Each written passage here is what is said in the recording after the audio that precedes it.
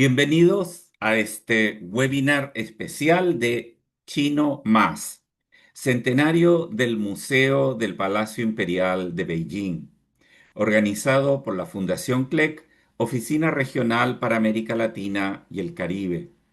Este webinar será impartido en idiomas español, portugués, chino e inglés y pueden seleccionar su idioma en la parte inferior de la pantalla. Antes de comenzar, les invitamos a dejar sus comentarios y preguntas en la parte inferior de la pantalla, en la sección de preguntas y respuestas. Todos nuestros seminarios son grabados y publicados en nuestro canal YouTube. Les recomendamos suscribirse para mantenerse informado de nuestros eventos, así como seguirnos en nuestras redes sociales, las que difundiremos en el panel de chat. Comenzamos este webinar especial de Chino Más que conmemora el centenario del Museo del Palacio Imperial organizado por nuestra Oficina Regional para América Latina y el Caribe de CLEC.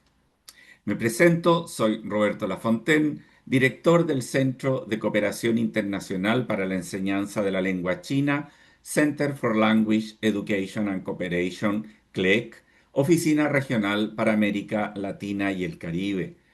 Nuestro centro en la región de América Latina y el Caribe se dedica a la enseñanza del idioma chino entre instituciones públicas, privadas, gobiernos nacionales, gobiernos locales, instituciones de educación superior, instituciones de educación secundaria y primaria.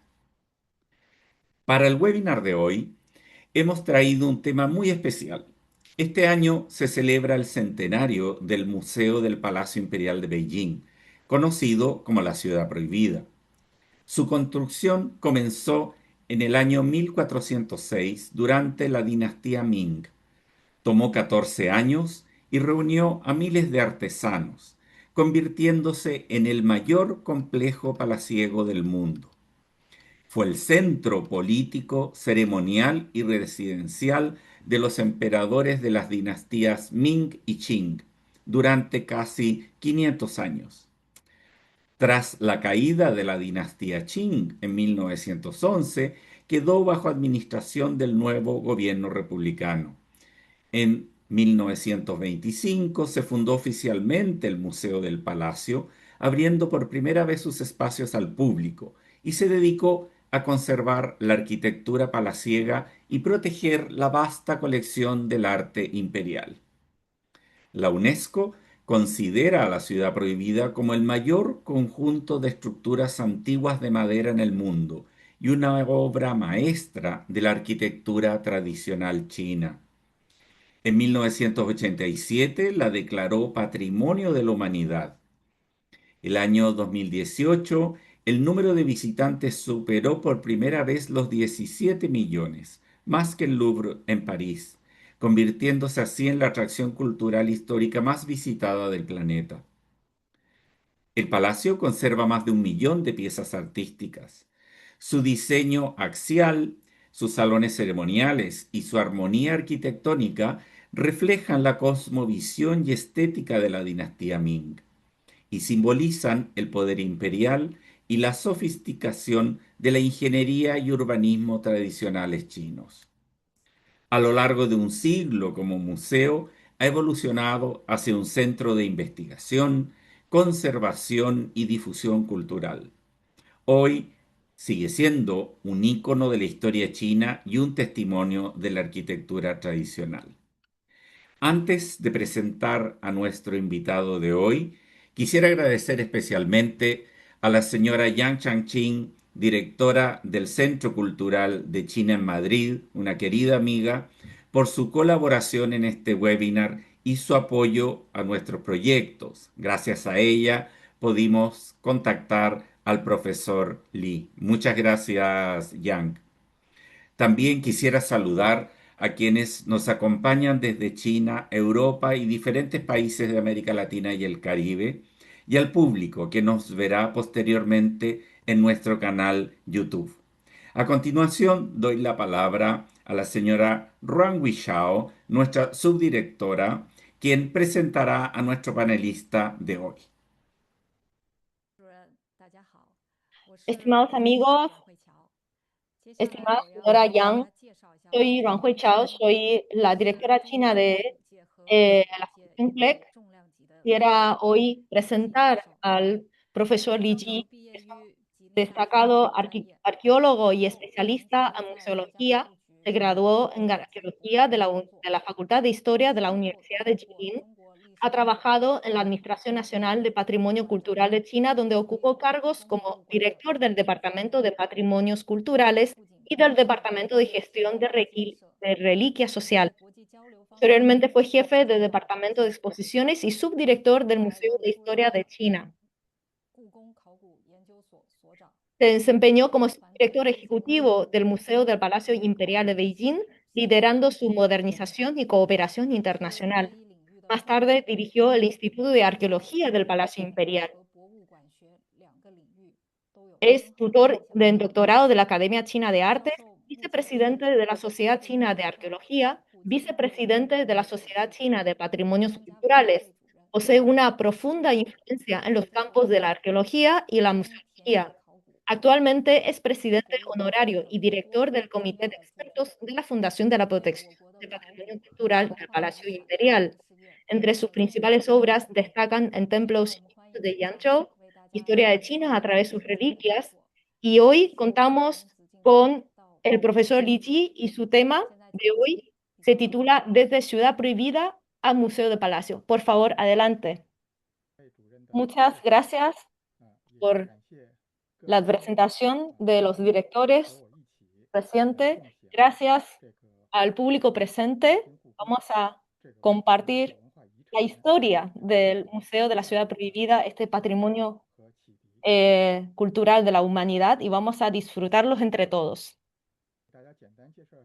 En primer lugar, quisiera presentar algunos conceptos sobre la Ciudad Prohibida. Ustedes saben que cuando hace 600 años se construyó la Ciudad Prohibida, tenía un nombre que se llama Jincheng. Es el palacio imperial de la dinastía Ming y Qing, y dentro de este palacio vivieron 24 emperadores. Es decir, se puede decir que vivieron dos familias en dos dinastías y residieron y gobernaron desde este palacio imperial. Ellos residieron durante más de 500 años y en 1925 fue fundado como museo basado en el complejo de la Ciudad Prohibida y sus colecciones. Así que este año celebramos su centenario. Se puede decir que para la construcción de esta Ciudad Prohibida requirió recursos de toda la nación, se movilizaron los mejores artesanos de todo el país. Así que no solo representó la cúspide de la arquitectura palaciega china antigua, tanto en la habilidad técnica como en la expresión artística, sino que también se erigió como un potente símbolo de la autoridad centralizada y la unidad nacional en la antigua China. Entonces, muchos se preguntan, ¿cómo se trasladaron todos esos recursos, los materiales? ¿Cómo se gestionó toda esta obra?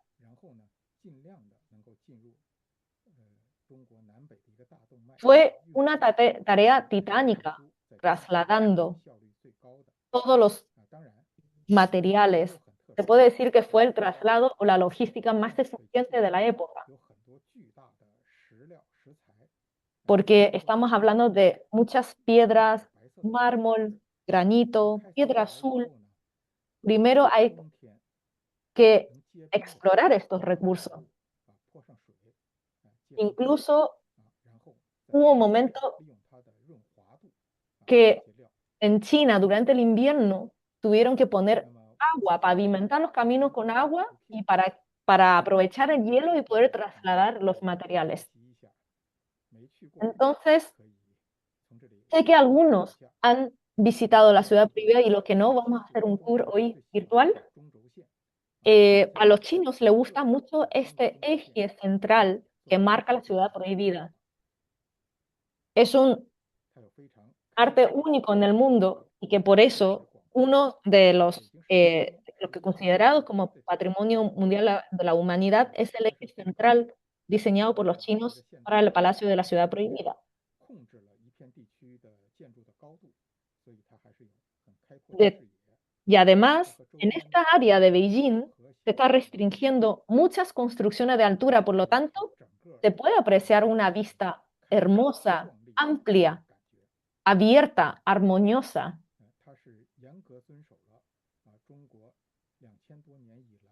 Y la construcción, el diseño de la ciudad prohibida durante los últimos, o sea, ha respetado la norma social de la China tradicional, es decir, las clases sociales, la clase imperial, todo el aspecto de la ciudad prohibida respeta la China tradicional en cuanto a la división social, imperial, etcétera.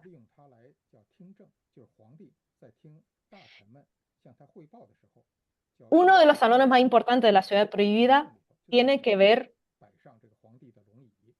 con un recinto en donde el emperador recibía a los funcionarios de la corte y los ministros para tratar asuntos del Estado.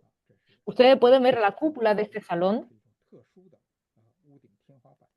Es un techo especial que está hecho de oro y el diseño del dragón es muy especial en este techo que simboliza el poder del emperador. Aquí también, si se dan cuenta, en la puerta podemos apreciar varias filas de 9 manillas, porque 9 simboliza la eternidad dentro de la cultura china y sucesivamente también podemos apreciar algunas fotografías de la ciudad prohibida de diferentes perspectivas. Y lo especial de Beijing es que tiene las 4 estaciones del año muy bien marcadas. Por lo tanto, podemos apreciar el paisaje de la ciudad prohibida de las 4 estaciones. También la ciudad prohibida ha sufrido decadencia, algunos deterioros, sobre todo a finales de la dinastía Qing. Es un declive muy penoso de la época, también que refleja la historia de China, la decadencia, porque China estaba muy expuesta a las invasiones extranjeras. Y en 1924, ustedes pueden apreciar acá, fue cuando el último emperador de la dinastía Qing Fuyi fue expulsado de la ciudad prohibida. Él con su familia y sus funcionarios salieron muy deprisa de la ciudad prohibida. Entonces, en aquel gobierno republicano de China, empezaron a conversar de cómo podemos tratar este tema, cómo vamos a tratar este museo, cómo hacemos que el museo sea un símbolo de resurgimiento, de un nuevo gobierno, una nueva etapa para China. Y además tenían que establecer políticas de cómo conservar todo este palacio imperial, porque ya estaba bastante deteriorado. Entonces, aquí son algunas fotografías del equipo de inspección del comité de asentamiento de la corte de Qing. Y la restauración tenía que adaptarse también con concepto de ideología de la nueva democracia que se está desarrollando en China. Entonces, ¿de qué manera podemos hacer que el pueblo, que la gente pueda disfrutar y aprender de la cultura imperial? Entonces, la idea es que todos puedan disfrutar del palacio, de aprender la cultura antigua. Entonces, hubo una reunión inaugural del Museo del Palacio en 1925 y que fue ahí cuando se estableció el Museo del Palacio Imperial. Si ustedes ven estas imágenes satelitales de la ciudad prohibida, es totalmente equilibrado. Bueno, aquí se aprecia mejor. Es absolutamente simétrico. Y aquí tiene unas líneas que demarcan los límites de cada sección. de la ciudad prohibida, los palacios, el palacio se puede apreciar de norte al sur de Beijing para simbolizar que desde mientras más atrás el emperador puede gobernar el país desde el norte hacia el sur. Y los primeros salones servían para el emperador para tratar asuntos del Estado, para recibir los ministros y los funcionarios. Y los salones que están detrás del salón principal Pao He vivían las concubinas y los familiares del emperador.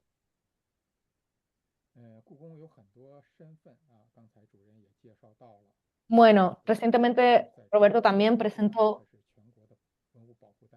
sobre algunas ideas de la historia de la ciudad prohibida y sabemos que es una de las primeras unidades clave de protección de reliquia cultural nacional de China y la UNESCO la inscribió como Patrimonio Mundial Cultural de la Humanidad. Entonces, con eso nos trajo mucho turismo sin duda y también algunas angustias, porque por un lado, en 2007 el Museo de Palacio fue designado como una atracción turística, pero nosotros como protectores de patrimonio siempre esperamos que haya un poco menos de turista, un poco más de protección. Entonces siempre nos movemos entre esas dos disyuntivas. Y aquí se aprecia un poco la restricción o la planificación territorial que hay alrededor de la ciudad prohibida, en donde se restringe con el fin de la conservación del museo las construcciones de altura. Y aquí pueden apreciar un poco los ladrillos antiguos de la ciudad prohibida antes de su restauración, incluyendo las tejas que tenían antes del proceso de restauración porque se estaban deteriorando, incluyendo algunos pilares de madera antigua y las piedras de mármol. Entonces, a partir de 2002, nosotros empezamos con un megaproyecto que duró 10 años de restauración del palacio. El Salón Taiko, que es uno de los salones más importantes de la ciudad prohibida, ese es el aspecto que tenían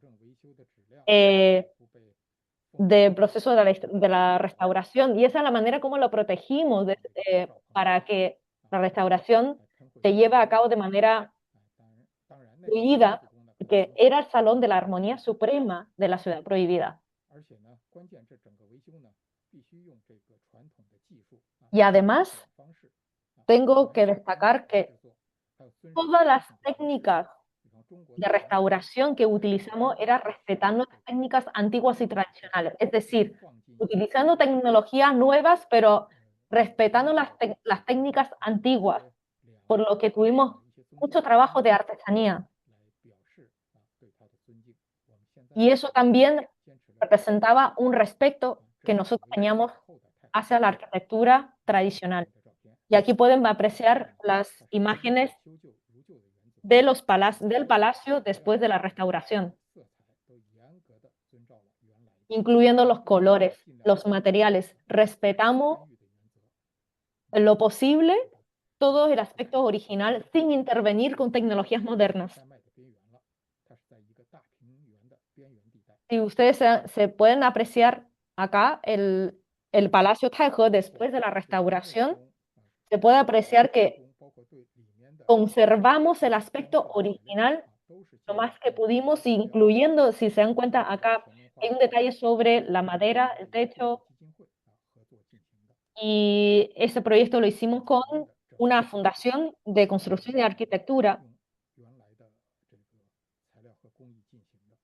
Todos los materiales que utilizamos era respetando los originales.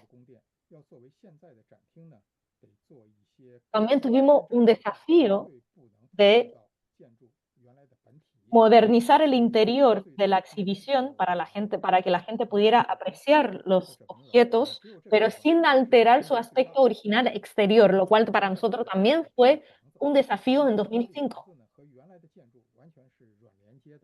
U- Ustedes pueden apreciar ese material de cristal, de vidrio, que separa el techo moderno con el techo original. Nosotros no intervenimos nunca en el techo original. Es decir, a través de la transparencia de los cristales se podía apreciar el techo original, pero sin ser alterado, y nosotros le dimos un aspecto moderno para que pudiera servir de sala de exhibición.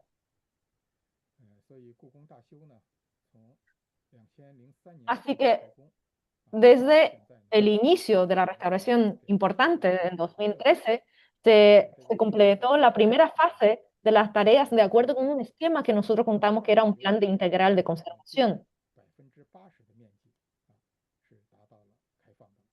y que por lo tanto nosotros ya hemos finalizado más del 80% del plan original de restauración.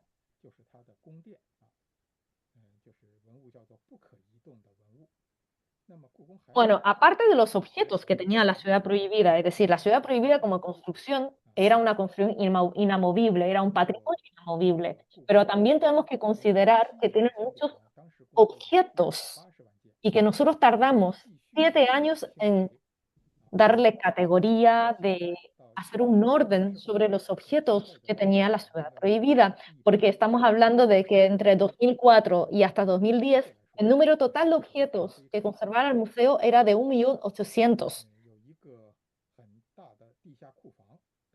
Nosotros contamos con una bodega de almacenamiento muy importante en donde conservamos los objetos importantes, las reliquias en el museo. Nosotros tenemos 25 categorías de objetos y de reliquias de la ciudad prohibida, porque en realidad esos son únicos, porque eran objetos únicos que pertenecían a la familia imperial de China. Entonces, eso no existe en ningún lugar del mundo. Dentro de esas categorías hay una categoría muy importante en donde nosotros guardamos los tesoros que son el pergamino y la caligrafía de China. Eso, tanto dentro de China como el resto del mundo, son los tesoros más importantes porque muchas caligrafías pertenecen al siglo III, a partir del siglo III de China, incluyendo las pinturas chinas. Y todos estos tesoros fueron conservados por los emperadores que vivieron en el palacio y que lo guardaban como un tesoro único en el mundo.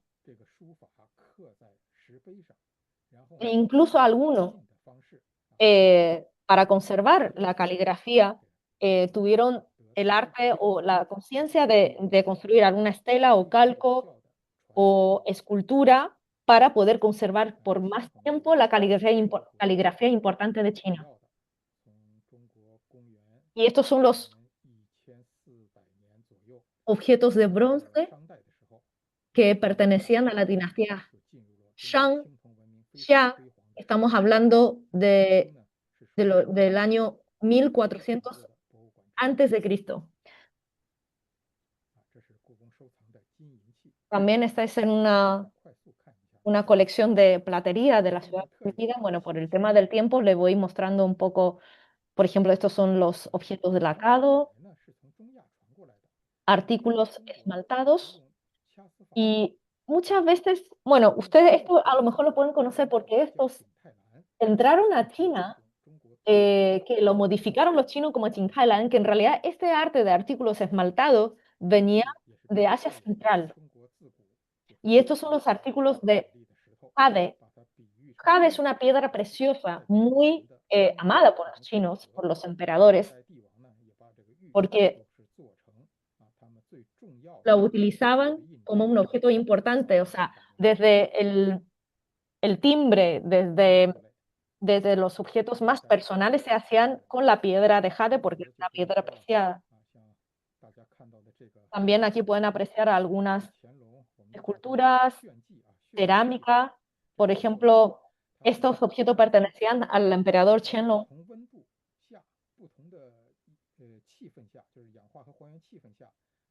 Eran objetos de cerámica hecho en diferentes temperaturas y con diferentes técnicas, con diferente contexto, contenido, y hacerlo dentro de y que esto lo refleje a través de un solo jarrón, lo cual es un arte muy difícil. Y también tuvimos mucho éxito en el tema de la exhibición del arte de bordado, porque los trajes imperiales estaban hechos de bordado de mano. También el arte detallado, marfil. Mucha gente dice que los chinos no tenían, en esa época no tenían vidrio o cristal, pero sí, la artesanía china sí contaba con, con cristal o vidrio como material para la artesanía. Y obviamente acá están los materiales para la caligrafía.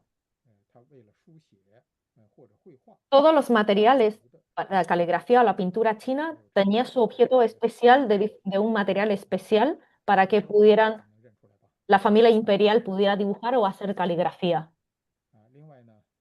Y aquí, bueno, se puede apreciar algunos objetos de la vida cotidiana y estos reflejan, bueno, estos instrumentos de relojería reflejan un poco el inicio de contacto de China con el occidente y tiene mucho sentido porque marca el inicio del contacto de China con el occidente y acá están los objetos que se utilizaban o los tesoros imperiales que se utilizaban para festejar el Año Nuevo Chino. Entonces, estos son objetos ceremoniales muy importantes para los emperadores. Ustedes saben que los emperadores chinos, los emperadores de la dinastía Qin creían mucho en el budismo tibetano, así que aquí también refleja un poco lo que ellos coleccionaban para reflejar su creencia en el budismo tibetano. Bueno, aquí nosotros tuvimos algunas exposiciones que tenían que ver con guardia de ceremonia militar. Nosotros también recibimos exposiciones del occidente sobre este tema. Y aquí está el sello imperial o Xiyin o libro de sello imperial. Son objetos importantes o sellos importantes que el emperador utilizaba, como por ejemplo para nombrar la emperatriz o para ceremonias importantes de la corte. Y esos grabados también son muy importantes para la cultura china, porque ahí está el registro de la escritura más importante, antigua de China. Así que posteriormente lo voy a comentar sobre esta piedra tan importante, lo voy a comentar en nuestro traslado al sur de los objetos durante la guerra. Así que aquí esta piedra se registra la escritura más antigua de China. Bueno, tras esta finalización de la revisión del inventario, la gestión de la colección del museo ha entrado en una nueva fase histórica, se puede decir, porque no todos pueden apreciar estos objetos. Entonces nosotros lanzamos también libros, una serie de colección del museo, porque normalmente lo que exhibimos es parte de la colección. Y entonces, en 2005, creamos una sala de exposiciones dedicada a los objetos donados y la lista de donantes dentro del Palacio Qingren. Y eso fue una obra muy importante porque logramos conservar, además de los objetos, las reliquias culturales preciosas que han aportado. El segundo tema que quería comentarles es el tema de la seguridad, porque para garantizar la seguridad, muy, nosotros tenemos un proyecto muy importante, nosotros tenemos unas medidas de seguridad para evitar incendio, hemos hecho simulacros de incendio y también antirrobo. Bueno, ustedes recientemente saben que los ladrones también han entrado hasta el Louvre, entonces para nosotros es importante todas las medidas antirrobos, además de las medidas de antiincendio, porque nosotros tenemos muchos visitantes en la ciudad prohibida. Esta es la gráfica que tenemos en los últimos 70 años de la visita que hemos tenido a la ciudad prohibida.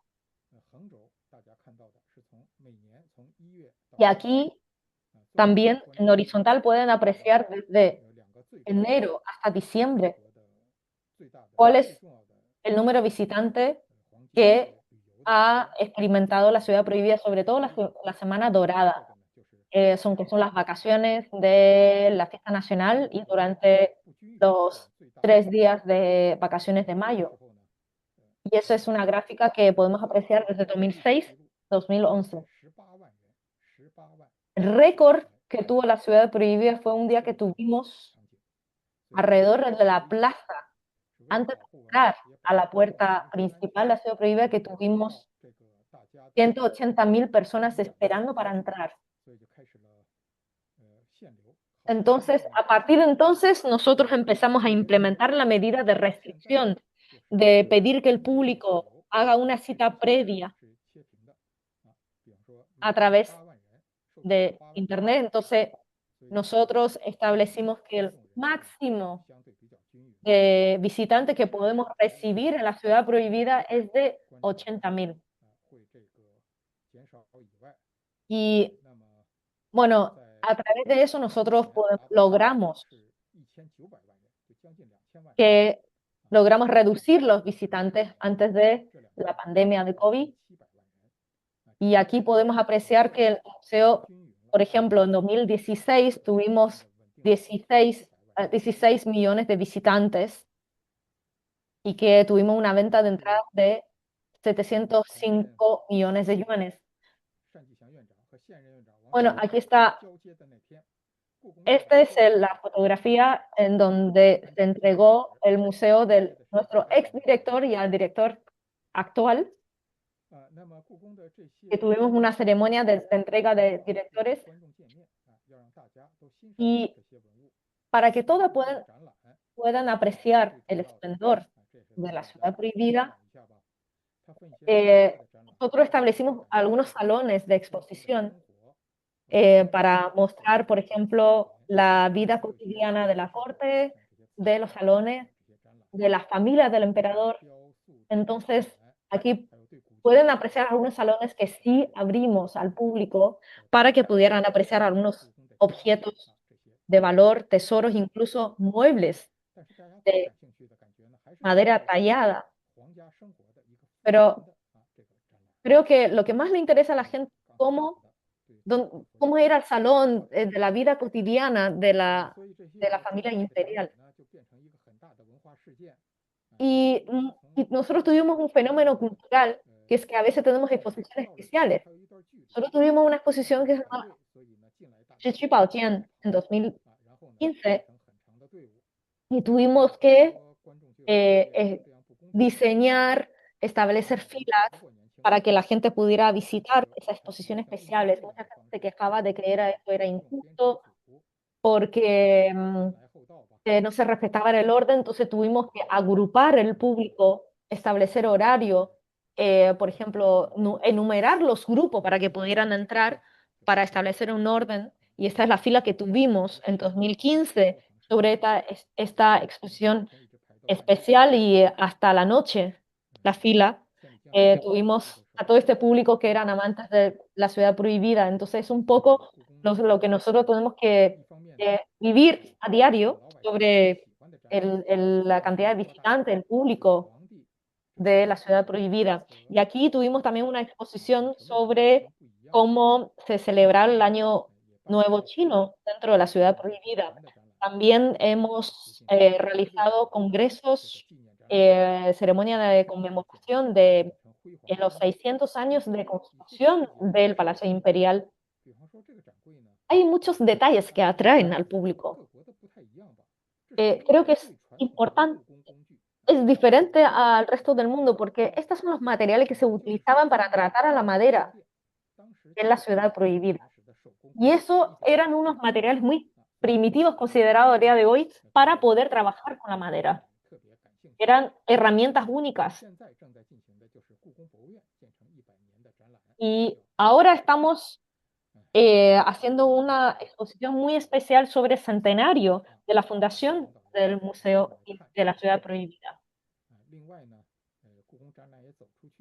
Y también nosotros tenemos el proyecto de establecer convenios, acuerdos con diferentes países, con diferentes museos del mundo. Por ejemplo, tenemos convenio con el Museo de Palacio en Hong Kong y que tienen exhibiciones temporales que rotamos, exhibiciones temáticas temporales dentro de este Museo del Palacio de Hong Kong.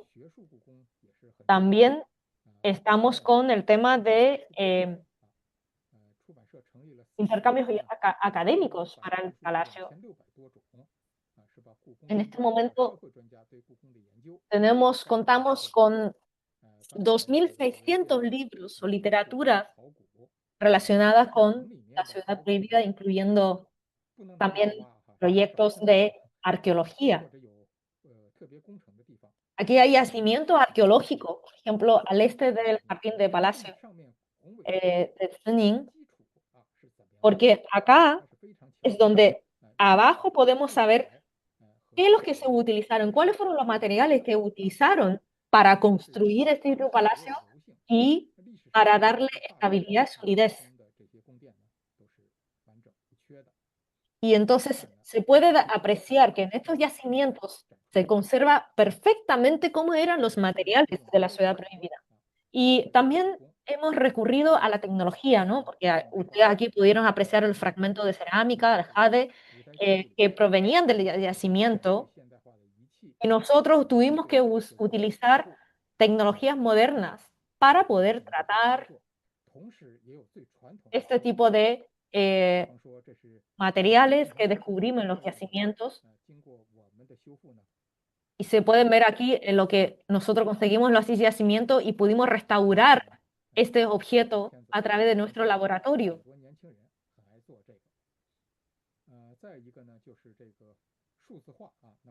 Y, y el siguiente tema que quiero tratar es el tema de digitalización de la ciudad prohibida.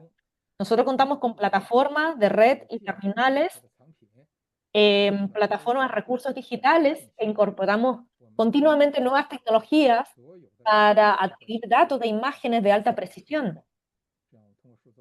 Entonces, a través de la digitalización podemos establecer o apreciar más detalles sobre obras antiguas, como por ejemplo las pinturas.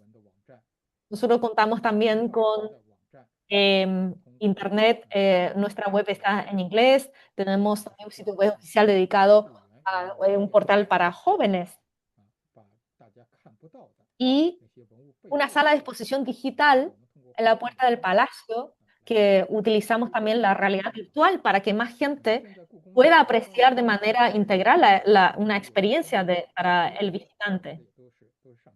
Y a través de las redes sociales, nosotros ya contamos con más de 900.000 imágenes de reliquias culturales, 23.000 escaneos de alta definición. Entonces también contamos con diferentes auspicios y patrocinios de la sociedad, porque establecimos también en el 2010 la Fundación para la Conservación del Patrimonio Cultural del Palacio.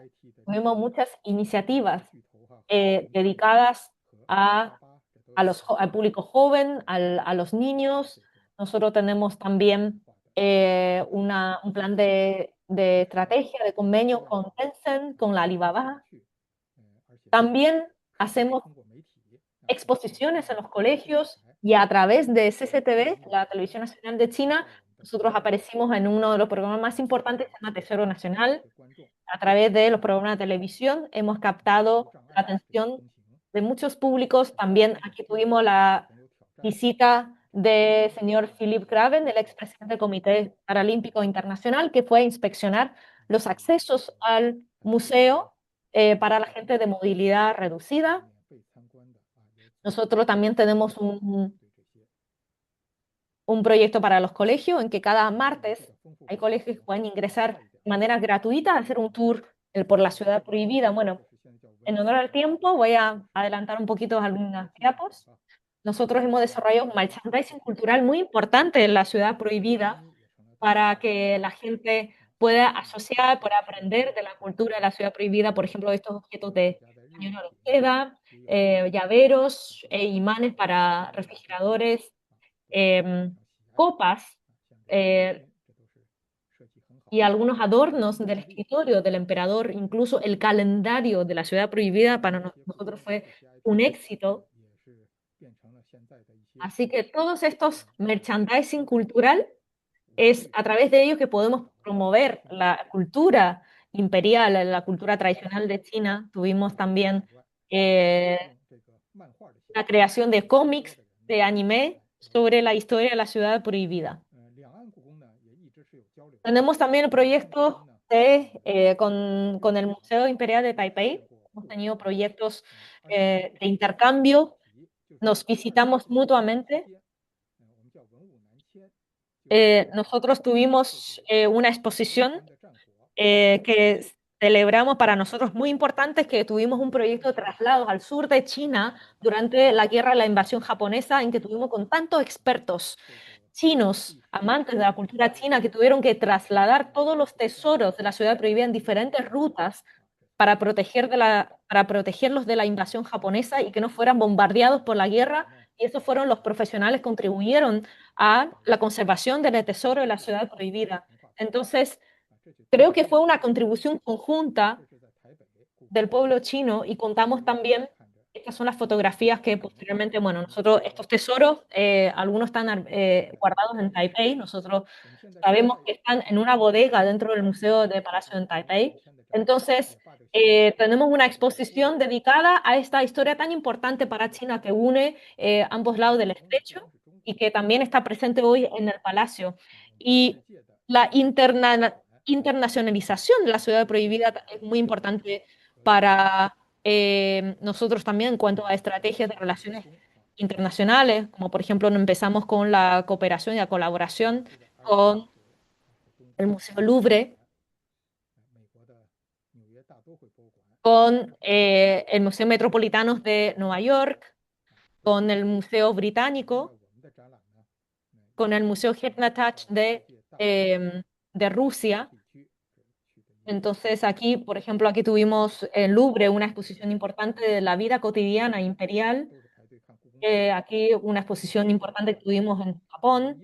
Y especialmente quisiera destacar que 2012 nosotros tuvimos una exposición muy importante en la Ciudad de México, en la, en el Museo Nacional de Antropología de México. Tuvimos una exposición especial sobre la piedra de Jade, es decir, una exposición titulada En Civilización de Jade. Y en Chile, en 2016, nosotros tuvimos una exposición importantísima sobre el esplendor de una época del arte palaciego de la dinastía Qing. Aquí tuvimos una exposición importante también en el Museo Británico, y aquí nosotros recibimos una exposición muy importante de España, de los vestuarios, los trajes de caballería. Tuvimos también una exposición de Cartier y también tuvimos en 2012, por el convenio que firmamos con México, tuvimos una exposición importante sobre el diálogo de dos civilizaciones en 2012. Y tuvimos una exposición muy importante de Afganistán, de Grecia. Obviamente, la ciudad prohibida es perfecta para las exhibiciones imperiales. Aquí tuvimos una exposición sobre el Imperio Austrohúngaro, la emperatriz Sisi, y también tuvimos una exposición de Medio Oriente, incluyendo también en Arabia Saudí. Tuvimos una exposición de la cultura persa de Irán. Así que fuimos un espacio abierto para mostrar diferentes civilizaciones, diferentes culturas. Aquí ustedes pueden apreciar que tuvimos un concierto importante, un intercambio importante con el Palacio de Versalles y acá pueden ver la restauración colaborativa de relojes. Estuvimos con el Museo Nacional de Música Automatizada de los Países Bajos y también tuvimos una investigación colaborativa con India y una colaboración con Emiratos Árabes Unidos y la Universidad Durham de Reino Unido. Hacemos importantes congresos o diálogos que tienen que ver con que se llama Taihe, que invitamos a muchos expertos del mundo y tratamos temas de patrimonio cultural, de civilizaciones antiguas. Estas son las instituciones con las que trabajamos a nivel mundial para materia de protección de patrimonio cultural y establecer buenas relaciones. Nosotros también es un living room, es un salón importante para recibir gente importante del mundo. Aquí estuvimos recibiendo a Barack Obama, a Angela Merkel.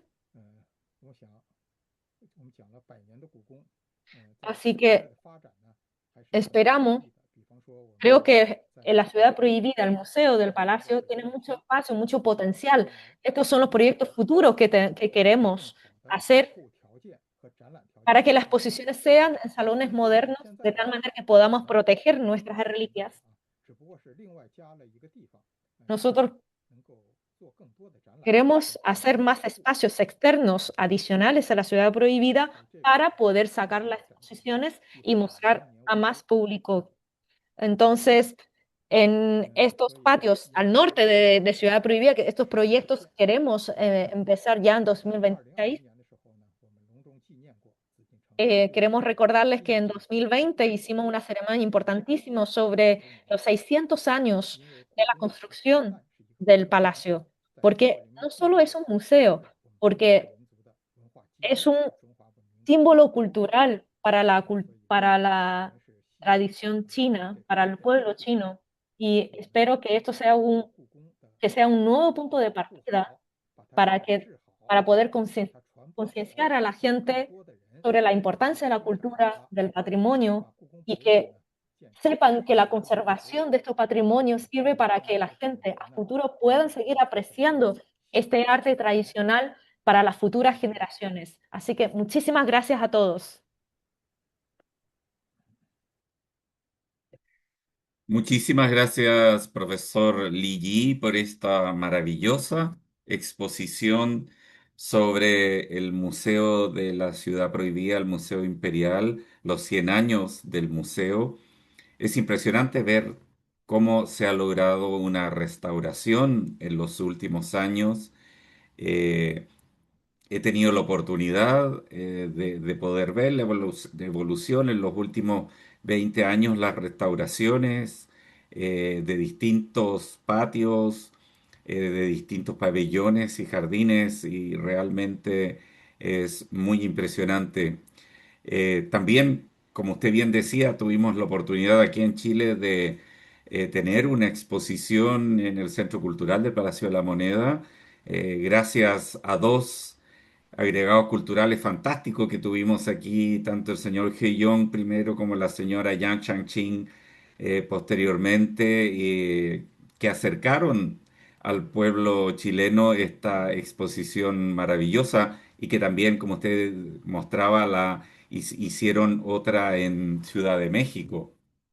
Lo que nosotros hemos querido hoy día es mostrar con la presentación del profesor Li Yi lo que significa el Museo del Palacio Imperial, no solamente desde el punto de vista de la tradición cultural china, sino también cómo se protege actualmente y cómo se ve hacia futuro. Me gustaría mucho, hay preguntas, profesor Ligi, bien específicas sobre distintos temas, cómo se hacía el dorado de las pinturas o qué tinta usaban en aquel entonces para la caligrafía. Me gustaría, antes de entrar en otro, que usted nos pudiera responder esas preguntas.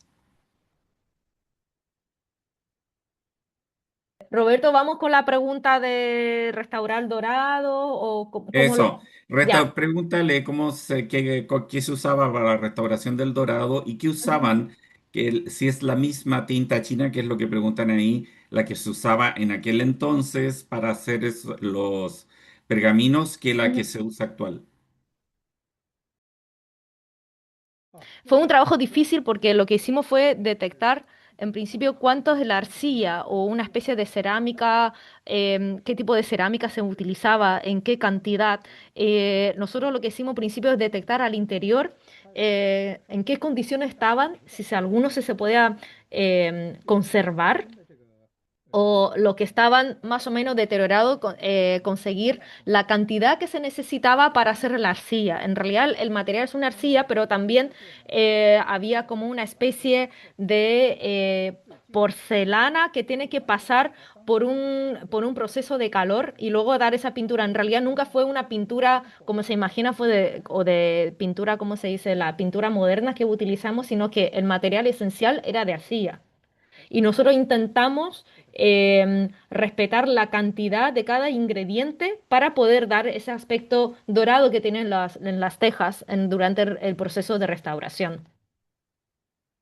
Muchas gracias, profesor Lee. Me gustaría también que nos explicara cómo ha sido el proceso de restauración. Usted mostró desde los primeros, de las primeras etapas de el Salón de la Armonía Celestial, la primera etapa, hasta lo último que recién abrieron en la parte norte del palacio, los últimos jardines que abrieron en la parte más íntima. Eso ha tenido, me imagino, un calendario de etapas eh, de interpretación, etapas de ejecución, etapas de planificación.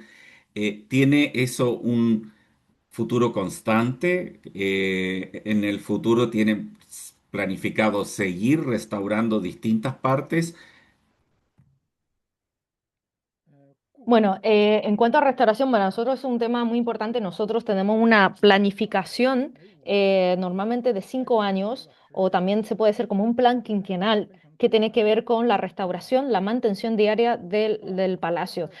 Nuestra prioridad es primero, con un grupo de expertos, detectar cuál es la prioridad, por ejemplo, las zonas más deterioradas. Nosotros, obviamente, para nosotros es una prioridad pero con bajo el principio de menor intervención moderna posible. Es decir, eh, de manera que para nosotros la mantención diaria es importante para alargar la vida y evitar una restauración con una intervención invasiva del palacio. Entonces, ese es nuestro principio. Entonces, cada año evaluamos bajo la supervisión de muchos expertos y detectar cuál es la prioridad, cuáles son las zonas o cuáles son los objetos que tenemos que restaurar o mantener en lo más que podamos hasta que esté que no, digamos que no pueda más, que no aguante más para poder intervenir y en la intervención hacer menos intervención posible, es decir, que sea menos invasiva, de tal forma que no hay que demoler, destruir para reconstruir. Ese es nuestro principio. Y por eso es como mantener una casa, ¿no? O sea, nosotros tenemos muebles importantes en nuestra casa, nuestra vida cotidiana, lo que intentamos es mantener bien los objetos de tal manera que podamos alargar su vida. Y este es nuestro principio para la planificación de restauración y de mantención del palacio. Muchas gracias, profesor Ligi. Ha sido realmente impresionante. Estamos muy agradecidos por haber tenido usted el honor de dirigirse a toda América Latina y el Caribe. Estos webinars quedan grabados y como están siendo transmitidos sincrónicamente, en China ya es muy tarde. Nosotros lo grabamos y lo ponemos en nuestra plataforma y lo ven normalmente casi 20 más personas que 20 veces más de personas que lo que se ven sincrónicamente. Así que muchas gracias de nuevo a la señora Yang Changqing por habernos acercado al profesor Lee y esperamos en una próxima oportunidad volver a contar con usted, profesor, para nuestros webinars. Desde América Latina, muchísimas gracias. Buenas noches en China y muy buenos días a todos en América Latina y el Caribe. Wishaos, ¿quieres despedir? 哦，谢谢李教授，谢谢罗伯特。这个讲座确实很专业，也很精彩。Muchas 嗯，gracias, señor 我 Lee. 们这个其实，Gracias, 故宫这 Roberto. 边这几 En 年 realidad ha 在 sido 这个 una 年 exposición 轻 muy 化跟 importante. 文创这方 Eh, 面，基本上是在中国做的最 También 好的。quisiera 我们以后 destacar 看，el 如果 tema 还有 del 机会的话，再 merchandising 给大家 del 介绍一下这 Palacio. 方面的经验。También el hecho de abrir al público joven para que conozca la historia china, así que es un aporte muy importante. Muchas gracias. Muchas gracias. Y los invitamos a todos a seguir pendientes de nuestras actividades en el Centro Regional para América Latina y el Caribe de CLEC. Muchas gracias. Adiós. Saiji. 再见，李教授。再见，大家。